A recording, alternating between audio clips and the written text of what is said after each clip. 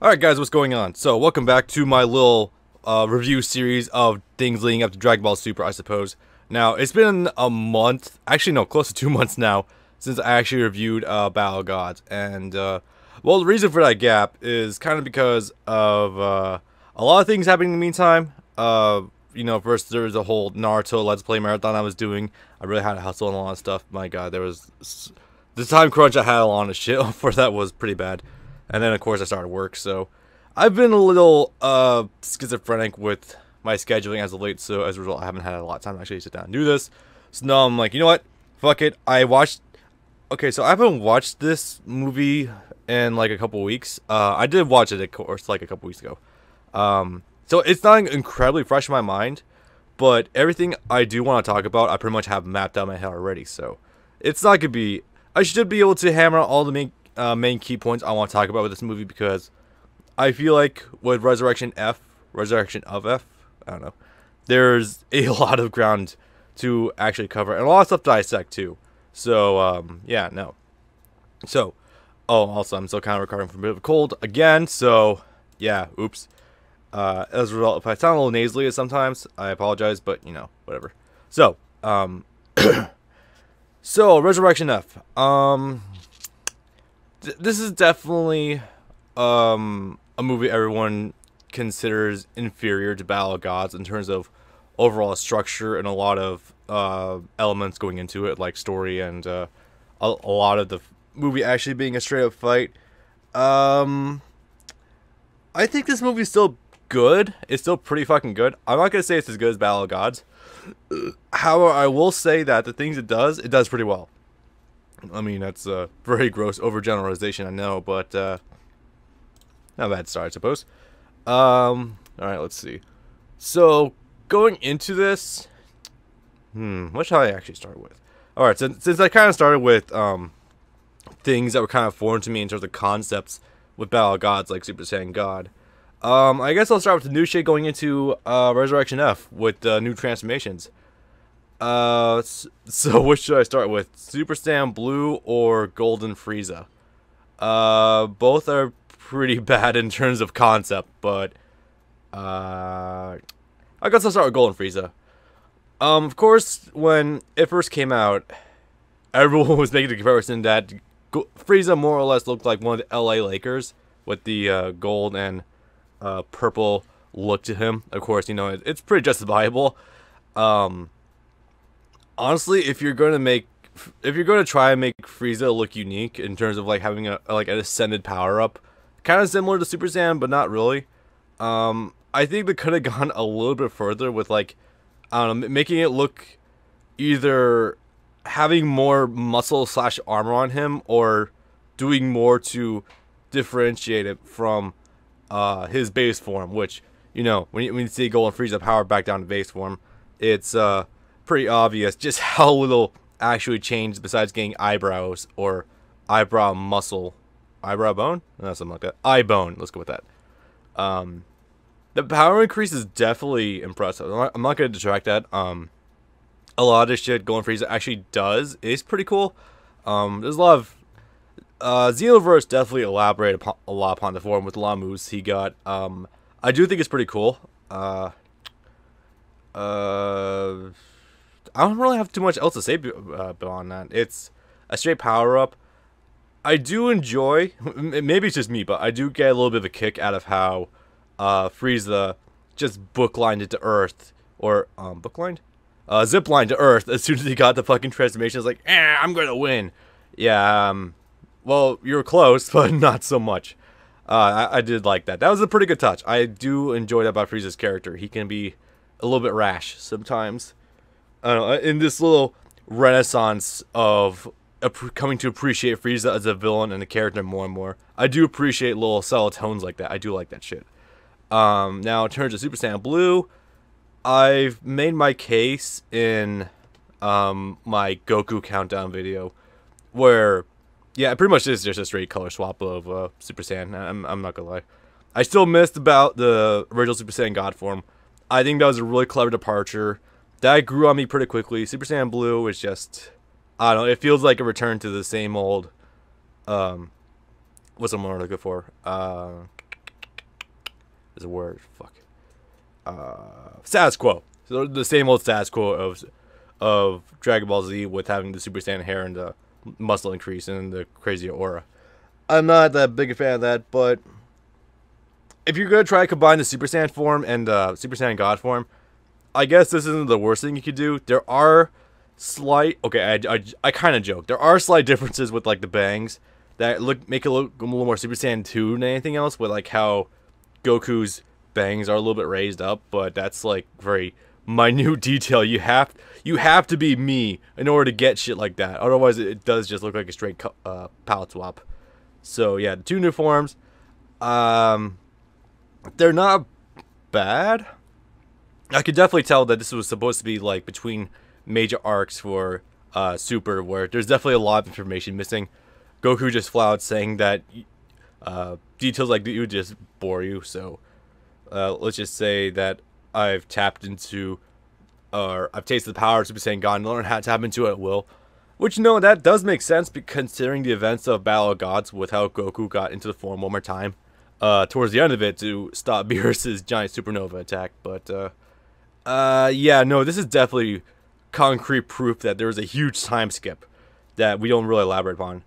I think, yeah, the movie itself did say there's like a 6-month time gap at some point. I don't remember what the 6-month time gap or the 6-month time period beforehand where that was in relation to Battle of Gods, but it's somewhere, so I know there's some time skipping going on that would probably give Goku and Vegeta time to train with Whis. And it did say that happens a lot, so yeah. Let me get some water really fast. Alright, so where to begin? Well, I just want to say, first of all, this movie breaks a lot of continuity in order to pull off this story. It even breaks its own continuity in a weird sort of way. It's not even breaking filler continuity. It's breaking like actual shown in manga continuity with the show. A lot of that has to do with Earth's hell. First of all, the idea that Earth has its own unique hell kind of raises a lot of questions. Like, if you were to die on other planets, does that mean you go to their hell? Does that mean Vegeta was in Namek's hell when he died by Frieza's hand on planet Namek? I'm like, what does this mean? Does this mean that every planet has its own unique version of hell? That's really weird. Like dark planets or something like that. Like, I don't know. It reminds me of like this Aether, Dark Aether thing from Metroid Prime 2, where there's like a dark alternate dimension to it that does kind of resemble like a sort of hell kind of thing. So I don't know where they got that from, considering that in both filler and continuity they have shown Frieza to be in the same exact hell as Cell, King Cold, and like a whole bunch of his other followers. You know, of course, the big one being when Kid Buu is fighting against Goku. They're watching on a crystal ball in hell, and Frieza was watching, and I remember this distinctly because fucking Frieza gave Goku the raspberry, and that was, I think that's funny. In hindsight, I like that shit. I liked it even back then, but yeah. So that's weird. And then we go on and break continuity even further by when we first debut Frieza in hell, or first show him in hell, he's still Mecha Frieza, even though again in that prior scene he was in, you know, he was whole. Okay, and then it gets even weirder because when Frieza is resurrected, he's chopped up into pieces like he was at Trunks' hand. So I'm like, wait, hang on, Shenron, why is it that okay, this is weird, so fucking weird. When Shenron was going to resurrect Frieza, he said that, yes, I could resurrect Frieza, but however, he will be in the same exact state he was when he died. I'm like, wait, hang on, Shenron, what do you mean he's going to be resurrected in the same state he died? That would bring up its own problems. Like, wouldn't that mean that Goku would be resurrected with a giant hole in his chest from the special beam cannon? Wouldn't that mean that if you were to try to resurrect Goku after Cell blew up, you just resurrected him in atoms or something? And, you know, so on and so forth. Like with Krillin, he was kind of atomized. Trunks had a hole punched into him again. everyone Earth ever. It's I can't help but think there's no way this is deliberate oversight. I suspect that Shenron was deliberately fucking with them. I suspect Shenron was just feeling like a dick because, you know, he was kind of resurrecting Frieza, who he probably knew would probably do bad shit. I don't know. I suspect that's the case. It's just too funny to not talk about. And it's even weirder that even as resilient as Frieza is, for him to be resurrected in a million pieces and still be alive, I'm like, Jesus, okay, sure, why not? At that point, you might as well just straight up bring it back and just have him leave Earth, so that way they don't get attacked by the Saiyans or something. You know, that would probably, like, you wouldn't have to break up more of your own continuity in order to pull this off. But alright, I'm getting some more water. It sucks. I'm still running off this cold because my throat's still a little fucked up. Hang on. So yeah, that was all sorts of weird. In terms of how the story play out from there, there's not really too many plot holes I can immediately notice.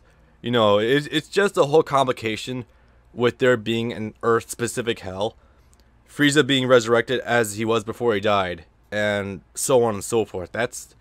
It's really weird, but I mean, it makes sense.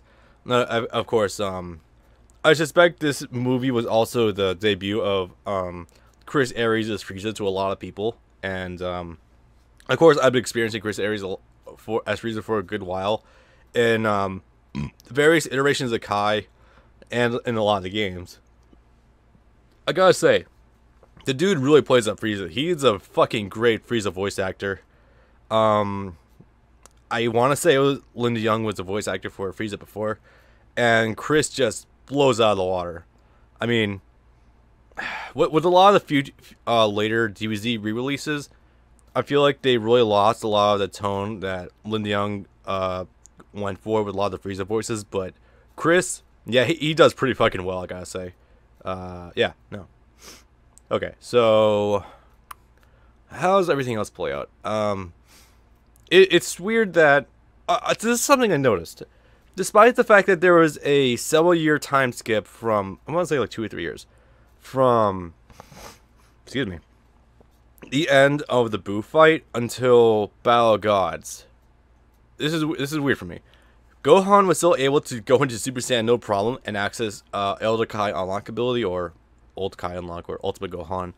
There's so many fucking names to that transformation, I swear to God, that, you know, he could still do it fine. But in the 6-month time gap, minimum 6 months, Gohan's lack of training caused him to lose it again. So I'm like, what? 6 months? Jesus Christ. Hate to imagine how much of a power drop he had from the Cell Saga up to the Boo Saga, but dude, holy shit. I couldn't even, who the fuck's texting me right now?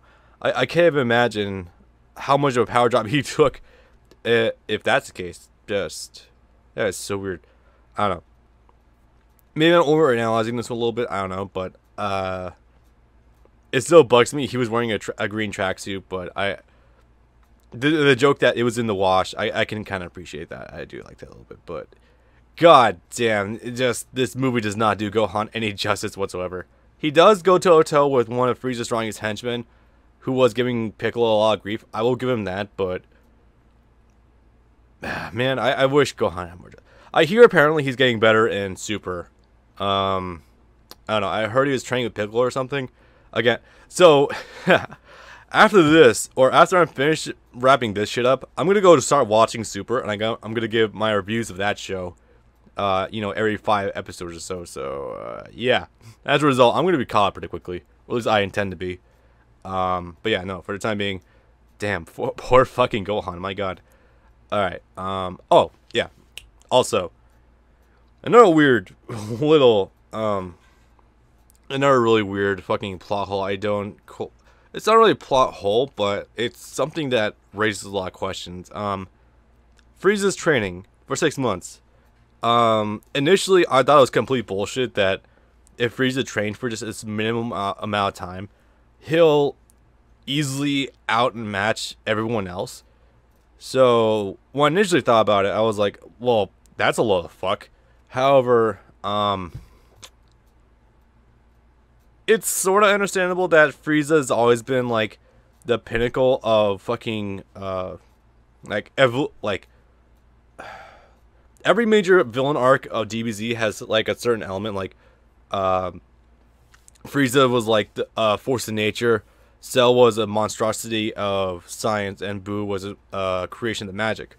So Frieza, being a strong force of nature, he's never had training because he was always stronger than anyone else, and he still had latent potential to unlock.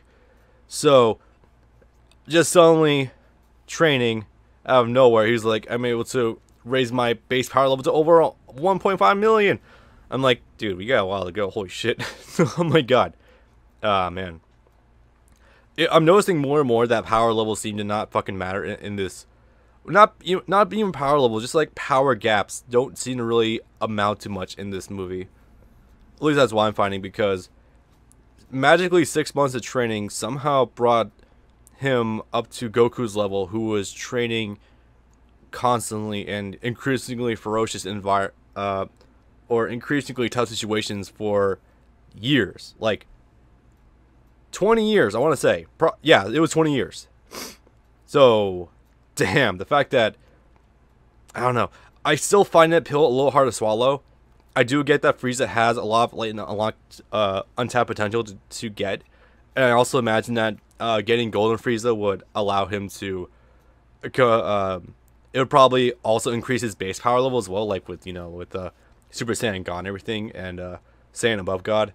I imagine that will be the case, but I don't know. I still find it a little hard to grasp. Yeah, so a little weird. Anything else? Jacko's a thing. Jacko. I don't exactly know how you say it, but he was from another of Akira Toriyama's mangas. I want to say it was Dr. Slump. I want to say he was from. It's really weird that just suddenly we're introducing Galactic Police or Galactic Patrol. It's strange that we're kind of just throwing that in. Right. Okay. I don't know. Jacko is a really fun character, I will say. I do enjoy him. He's pretty cool.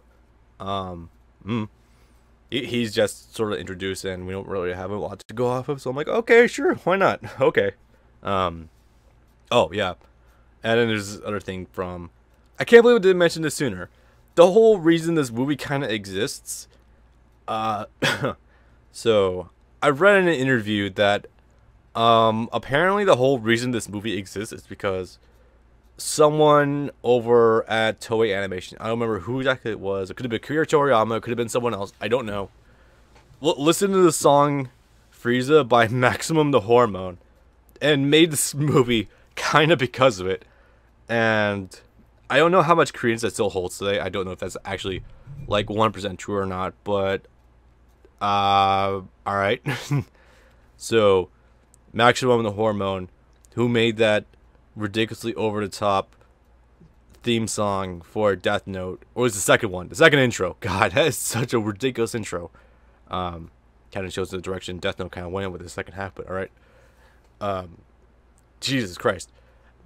The song itself is okay. I mean, I'm not gonna say I'm not into power metal, but it's just funny to think that this movie was kind of inspired because of a song by Maximum the Hormone of all people. Right. I don't know. I find it to be silly in all honesty, but not implausible.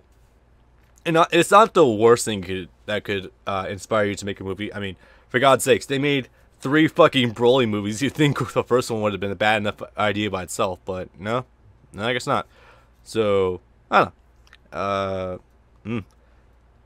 At least they didn't try to completely shoehorn this in. Again, I imagine Super is gonna have a lot more of an explanation for this movie in terms of how it plays out in terms of the overall storyline. But yeah.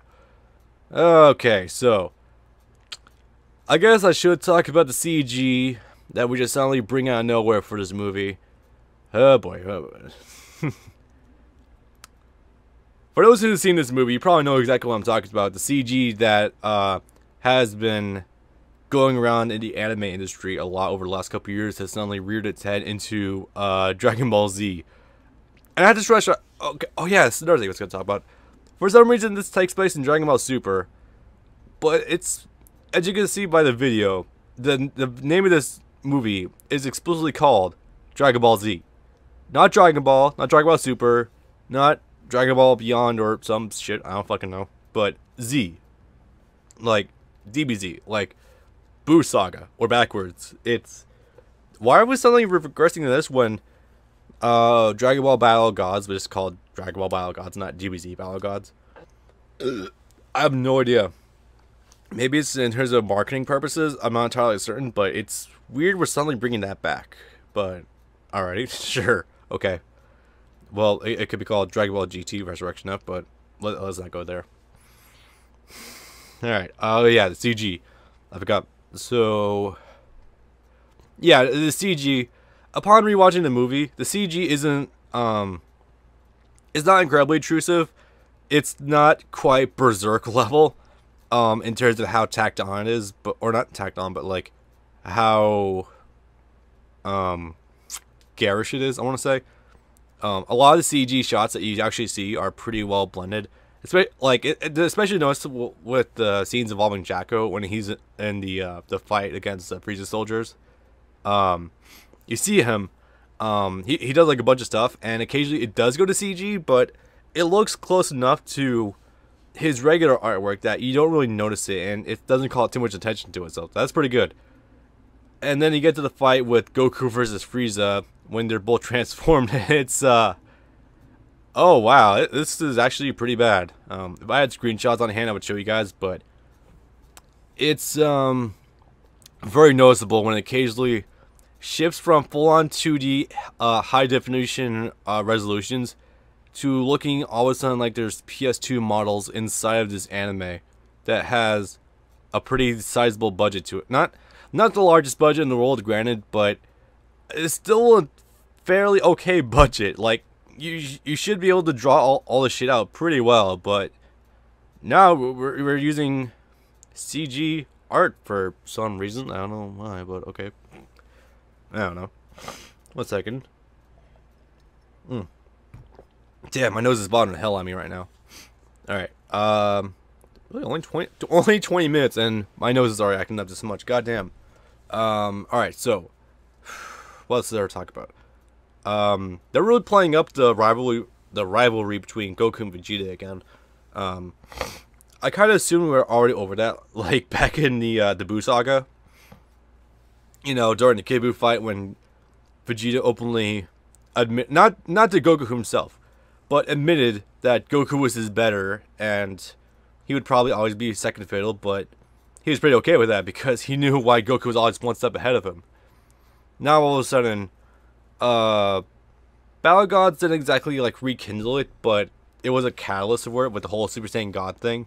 With Vegeta saying next time I'm the one who's gonna become a Super Saiyan God. It's really weird that we're suddenly bringing this up again. I guess it's because that for the first time in a long time, actually, that Vegeta is on the same playing field as Goku in terms of having a transformation that they're both pretty close in. You know, this case being Super Saiyan Blue, that godforsaken name. Sorry, I have to think about this while I'm sniffling incessantly for a second.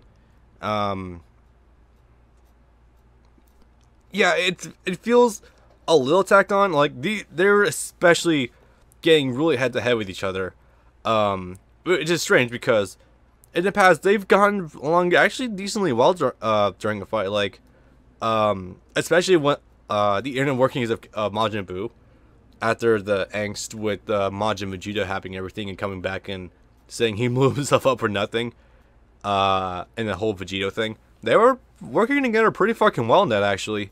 Not like the lead up to Boo's head, but like when they're actually inside Boo's head, they were working together pretty well. And then this movie, they're really trying to play up like how they just keep butting heads when they're fighting together. I'm like, you guys would have thought you could be over this like years ago, but no, I guess not. Right. So it's a bunch of like story elements I could go over.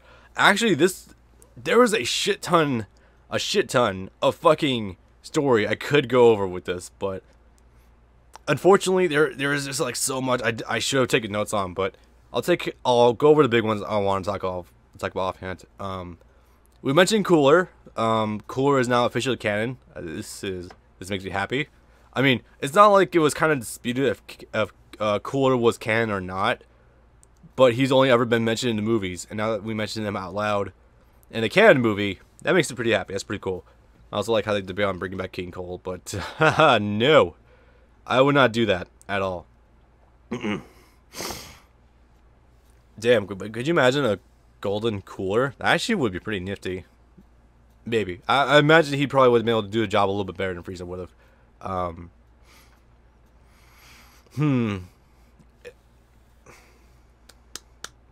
Damn. It's funny though because yeah, I'm beginning to actually see why a lot of people are kind of unimpressed by this movie, because there's a lot of little things, but there's nothing like really big to really latch onto in terms of actual overall story. It's just a whole bunch of like subtle nuances that play into itself. Like, they really called attention to Goku and Vegeta's weaknesses. Like, Vegeta's way too uptight, and Goku has his guard down a lot, and he gets overconfident and fights very frequently. And to play it, I actually do play it up pretty cleverly in the Frieza fight with how he suddenly let his guard down and was shot by a laser, which that caused a lot of problems to itself already. Like, actually a lot. You could probably make a whole video dedicated to itself. I feel the urge to sneeze. God damn it. This bothers me. Yeah, that's a little weird. Conversely, it's however strange that they actually played that with Vegeta though, because he was about to finish off Frieza, but then I guess Vegeta wasn't paying attention and Frieza kind of blew up the planet. And conveniently Whis has time rewinding powers. I forget if it was 30 minutes or 3 minutes he can rewind up to. Kind of incredible, and now I'm really curious what the hell is up with Whis once again to Super. I'm certain there's already been like a million explanation videos or explanation in the actual story itself. That shit's kind of weird. Yeah, so I will say, however, that despite a lot of this movie's shortcomings, the actual fight itself between Goku and Frieza was actually really good. There's a lot of really good set pieces. They really played up Frieza's hubris about how he just immediately bolted to Earth without first mastering his new form. Oh, it's amazing. Neither Goku, Vegeta, North Kai, Supreme Kai, Beerus, Whis, or anyone else sensed Frieza's new transformation while he was training. Like, fucking Majin Buu was able to sense Ultimate Gohan from light years away on the Supreme Kai's planet from Earth. But none of these guys are able to sense Frieza's transformation. That's a little weird, but well, to be fair, Goku and Vegeta were kind of training on a god's planet, so I suppose that's kind of par for the course, huh? Yeah. Alright. Anything else? I had something, but I lost it. God damn it.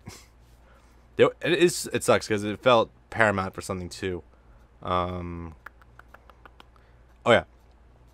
The fight itself did play pretty well with how they were playing up Frieza's weakness of how he was losing a lot of energy really quickly. Still kind of miffed about how they play up a lot of stuff, but you know what? It's not too bad in the long run.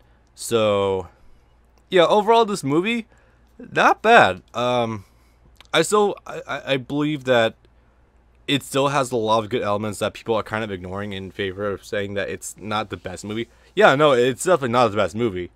In fact, it kind of feels like a stepping stone between a lot of other shit. Like, oh, that was an analogy I was gonna make earlier.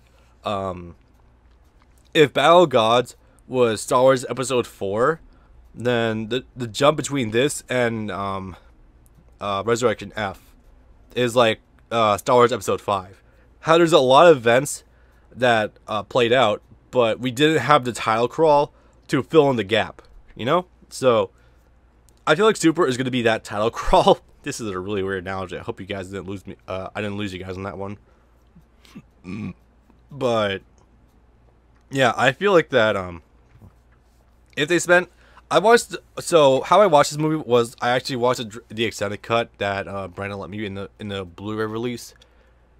I was hoping that there'd be a little more exposition and elaborating upon what the hell happened between Battle of Gods and this, but there wasn't. We didn't really get too much. You know, of course, it's aside from just the usual whole shit of you know, fucking the new transformation and all that shit. But no, there's actually a lot of elements that were kind of missing, like Krillin suddenly working as a police officer, which I do buy that. I'm not saying I don't buy that. I think they kind of would have been funny to bring a little attention to that sooner, or the whole shit with Pan, since she's born now and a thing. I mean, Beerus was asleep, so we can't really do anything with that. You know, a whole bunch of like little details I feel like we should have probably talked about, but I'm certain they're leaving that for Super because I don't remember if it was before Resurrection F or after it that Super was announced. And of course, again, I had to stress that. Who the fuck was surprised? Like, are you guys honestly surprised that this shit was actually going to be a thing? But, alright. So, yeah, no, I think I'm officially done now. There's a whole bunch of subtle things, like small things I could talk about that are good. A whole bunch of little nitpicky things I can talk about that are bad. I will say the soundtrack is still great. We've still evolved a fucking long way from to actually really fucking good orchestras, sweeping orchestras, in fact. And actually, there were some really fucking good sound effects, like guitar sound effects and riffs that they had in there that was really good. Really foreboding shit, and I really do like that. I might have to go. Damn, I hope this movie has an official soundtrack. I'm gonna go look at that shit up sometime. But yeah, no. Yeah, so Resurrection F is still pretty good. I feel like it'd be easier to enjoy this if you knew the story of Super, and I imagine a lot of you guys probably know what the story of Super is. But again, I was waiting for the dub, and now recently I've been too busy with Naruto and One Piece to get back into it. But nope. I guess once I'm done recording this and a whole bunch of other things I have today, I'm going to start on fucking watching Dragon Ball Super at long last. Even though I don't actually have that much on my hard drive, but okay. Yeah, so, alright. I'm going to go ahead and get out of here. Movie's still good. Movie is still not bad. Don't let anyone tell you differently. Resurrection F is still a good movie. It's not as good as Battle of Gods, but I feel like there was some really good shit for a lot of people who have been into the series for a long time. And there's a lot of cool callbacks and pretty good resolutions and a lot of cool plot advancements. Even if we did forget a few things. But alright, so hope you guys enjoyed. I'm going to go ahead and blow my nose. I'm going to go ahead and record some other stuff today because Lord knows I have a lot of shit on my plate right now. Alright, see ya.